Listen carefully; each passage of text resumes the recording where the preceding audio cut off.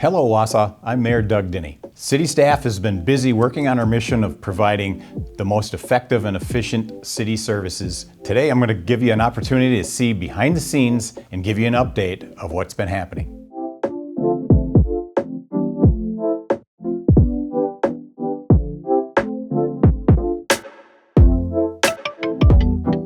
First up, I'd like to announce some promotions here in the city. We have Randy Pfeifrick, who is moving from Economic Development Manager to be our Development Director. Randy's going to be focusing on strategic growth and building long-term success for the city.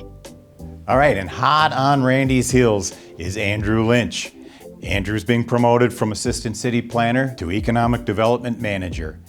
Andrew will be managing the projects that Randy's bringing into town. So it's a team down there ready to hit the ground running. We look forward to having Andrew in that position. And the last promotion to talk about today is Sean Carragher. Sean is going to be taking over as the Division Chief of Inspections, formerly known as the Fire Marshal. He'll be out making sure all of our buildings are safe in the city. And congratulations to Sean Carragher. It makes me really proud to be able to announce those promotions today. They are serving the community. It's great to have them come up from within and continue their service to this great community.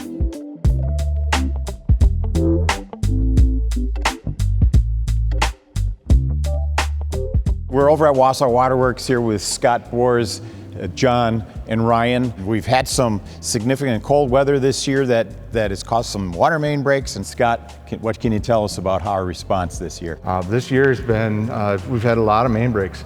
The big temperature swings from 30 below to 30 degrees positive have caused a lot of ground movement, and we have a lot of shifting of the pipes. We couldn't do it without the dedicated staff. They've been keeping the city in water for the last 3 months, and they do an incredible job. Well, Scott, you know, I was very impressed when I first saw one of the cold weather repairs. I saw Ryan running this piece of equipment and John out there directing traffic. One of them was right at the corner of Grant and 4th by City Hall. It was about close to midnight, and they were working 16 below zero. So, you know, I was impressed, and that prompted me to want to get down here and know a little more about what they're doing to keep residents in fresh supply of water. All right, Ryan, so we're inside. I saw you a couple of times this year out in the cold fixing water mains. Could you walk us through a little bit of what that process looks like? So we'll get called in on a main break from a citizen, and whether it be me on call or John on call, we come out. First thing we do is we grab our utility vehicle. This is our van. And we go out and check out the situation. Obviously, the person who gets the first on call, he's going to come in and he's going to verify and he's going to see. So what we do is we actually take a chlorine sample first of all, because obviously groundwater and stuff like that isn't going to have chlorine in it. So we take a chlorine sample, and if it turns pink, you know you got chlorine, you know you got city water. Got it. So that's how we know. Then, okay, now we got a leak somewhere. And then that's when we pull this out, and then it's time to go ahead and it's time to actually pinpoint where that leak is, find it, because obviously the faster we can find it and the more accurate we are with finding it, digging a smaller hole is better than digging a bigger hole. Absolutely, less road to patch. Obviously the hole has to be safe and everything, but we want to be exact where everything is. So that's when this comes out. We hook everything up, we put everything in the computer. Computer's able to do it all for us. It sends a sound wave through that pipe, and then actually what happens is that sound wave sends a spike up here. So when we take a look at the computer, you can actually see a spike. Okay. And you can actually go ahead then and see exactly where it is. I think that we bought our first one in 2017. Okay. It has saved the city millions of dollars, literally, from the way we used to do it. So it prevents us having to tear up whole streets, and we can pinpoint where we need to go and make it a much quicker find. Correct. It pinpoints it very accurate, can find the spot a lot quicker, a lot easier, a lot less blacktop, and a lot less time. If it's a main break, it's usually, the pipe's usually split this way.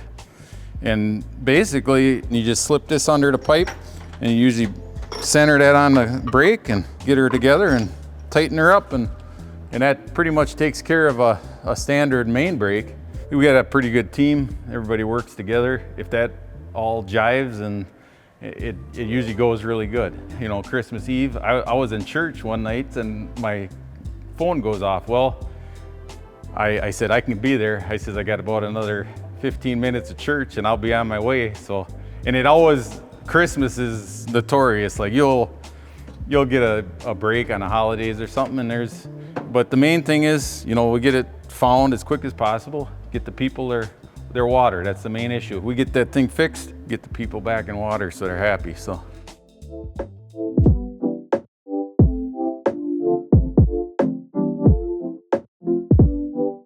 Here we are down at the Department of Public Works Salt Dome with Superintendent Dustin Craig, and we're looking at the salt pile behind us.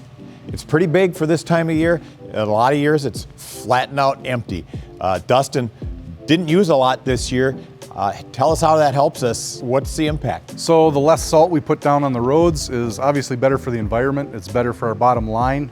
If we don't have to buy as much salt for the next year, hopefully that gives us some room. We can do a little more asphalt overlay. Sure. So asphalt overlay is a function of Department of Public Works as well, and I think residents would appreciate if we didn't have to treat with salt, we could treat with asphalt overlay and fix roads and make them last a little longer. Taking one pile of money, putting it into a more useful pile, and I think that residents will be happy to see that. Yeah, I've received several calls from residents. They are very happy with the asphalt overlays we've done. They like to see us fixing the streets rather than just filling potholes. Makes the road much smoother and will last a lot longer. Sure. And last year we did this. We took $200,000 and put extra asphalt overlay in. It's a little bit of a trick because we have a split in the season for our budget. So we're taking a chance that we don't get hit with a lot of snow in November. But if we know already that we're ahead of the game, I think we can start planning to put a little extra in an asphalt overlay, and I think City Council will definitely support that. Thanks, Dustin. I appreciate you keeping the streets safe for our residents and the good work your crews are doing. Please pass that along to them. Thank you. Thank you.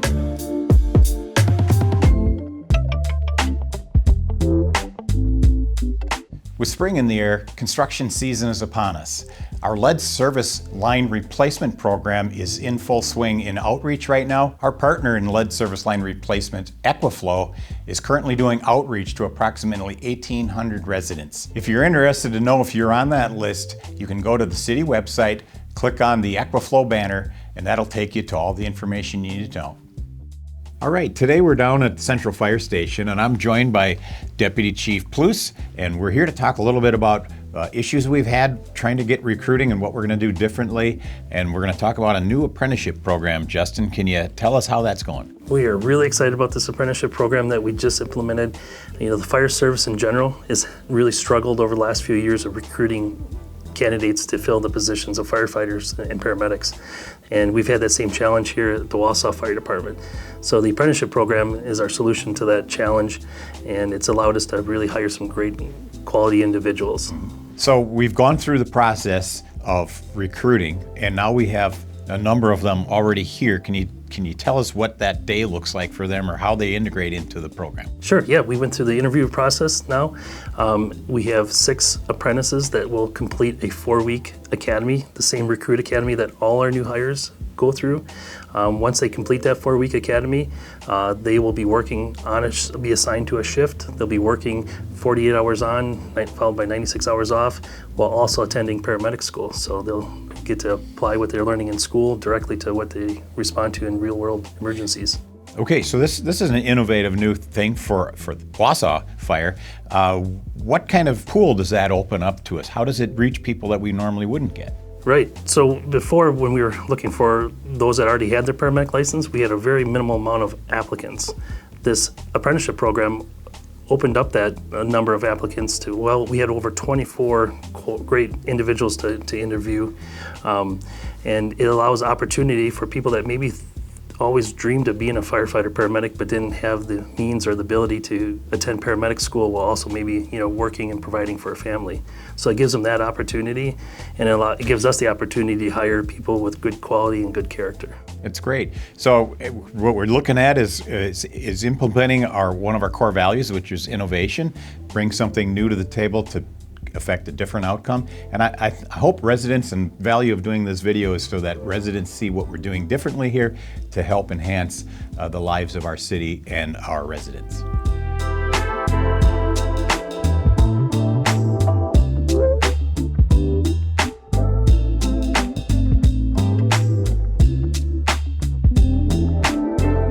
Thank you for watching this video today, and I hope you continue to look forward to future updates.